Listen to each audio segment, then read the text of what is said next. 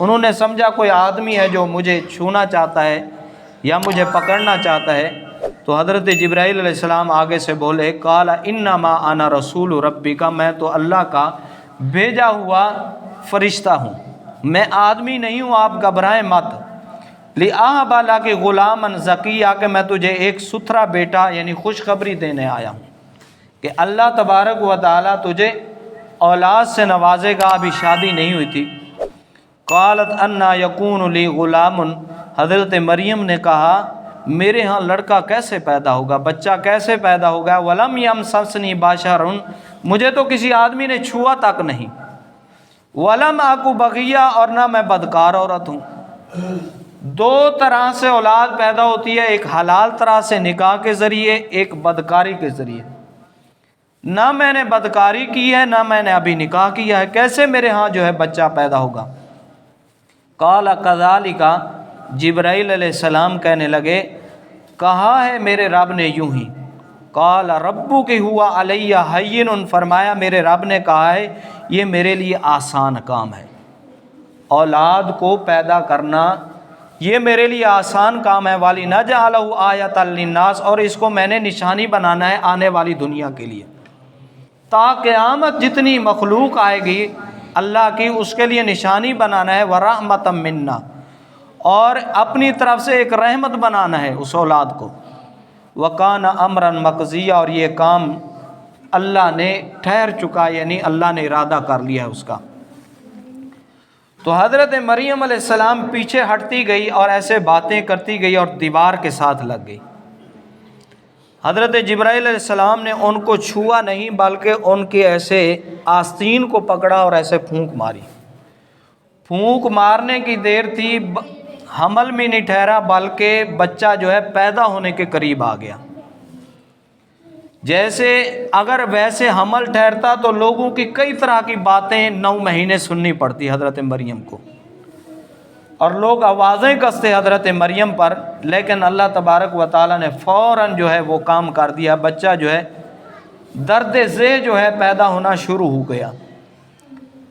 تو حضرت مریم کو جب درد ذہ پیدا ہوتا ہے قالت یا لیتنی مت قبل ھذا، کہتی ہیں اس کام ہونے سے پہلے میں مر چکی ہوتی، اور فرماتی ہیں وَكُنْتُ نَاسِيًا مَنْسِيًّا، میرا نام و نشان جو ہے مٹ چکا ہوتا، مجھے کوئی جانتا بھی نہ۔ تو یہی الفاظ کہنے کی دیر تھی، جبرائیل علیہ السلام پھر آ گئے، فَنَادَاهَا مِن تَحْتِهَا أَلَّا تَحْزَنِي، اس کے تلے سے پکارا کہ تم غم مت کھاؤ۔ جب درد ذہ پیدا ہوتا ہے حضرت مریم علیہ السلام شرقی جانب چلی جاتی ہیں۔ یروشلم اسرائیل کا شہر ہے جہاں پہ مسجد اقصیٰ ہے، اور اسی یروشلم شہر کے اندر شرقی جانب حضرت مریم چلی جاتی ہیں، اور آبادی سے ہٹ کے کہ وہاں چلی جاتی ہیں، اور وہاں ایک تنا تھا کھجور کا، اللہ تعالیٰ نے اس تنے کا بھی ذکر فرمایا۔ وہاں جب جاتی ہیں تو جبرائیل علیہ السلام نے کہا اللہ تحزنی، غمگین نہ ہو، قد جعل ربک تحتک سریا، اللہ نے ایسے حضرت جبرائیل علیہ السلام نے اپنا پر مارا تو اس سے چشمہ جاری ہو جاتا ہے۔ فرمایا اس چشمے سے آپ پانی پئیں، وَحُزِّی إِلَيْكَ بِجِذْعِ النَّخْلَةِ، کھجور کا تنا ایسے درمیان سے کٹا ہوا تھا، اور اس وقت کھجور کا موسم بھی نہیں تھا۔ فرمایا اس کو چھوؤ، تُسَاقِطْ عَلَيْكَ رُطَبًا جَنِيًّا، اس کو ہاتھ لگانے کی دیر تھی حضرت مریم کی، تو اس سے تازہ کھجوریں جو ہے گرنے لگی۔ تازہ کھجوریں جب گرتی ہیں فرمایا کھجوریں کھاتی چلی جاؤ اور پانی پیتی چلی جاؤ۔ یہ عجیب پھل ہے کھجور کہ جب کھایا جائے تو خود بخود پانی کی پیاس لگ جاتی ہے، اور اللہ تبارک و تعالیٰ نے ہمارے لیے بھی آسانی پیدا فرما دی کہ جب عورت درد ذہ میں ہو تو اس کو کھجور کھلانی چاہیے۔ فَكُلِي وَاشْرَبِي، کھجوریں کھاتی چلی جاؤ اور اس نہر کا پانی پیتی چلی جاؤ۔ وَقَرِّ عَيْنًا، اور اپنی آنکھوں کو ٹھنڈا کرتی چلی جاؤ کہ اتنا حسین جمیل اللہ تبارک و تعالیٰ نے بیٹا عطا فرما دیا۔